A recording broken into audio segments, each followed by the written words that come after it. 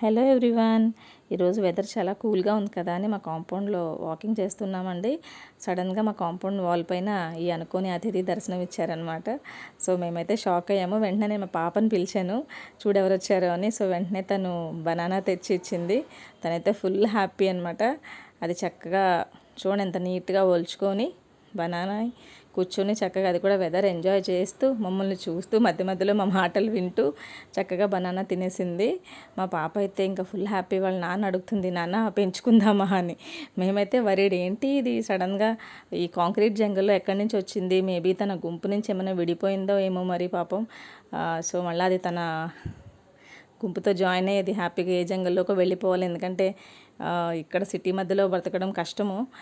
So మేమైతే full happy. పొద్దున్నే వచ్చిన ఈ గెస్ట్ని చూసి మేము హ్యాపీగా ఫీల్ అయ్యాము. అది కాసేపు అలా కూర్చొని తర్వాత మళ్ళీ అది వెళ్ళిపోయింది. Thanks for watching.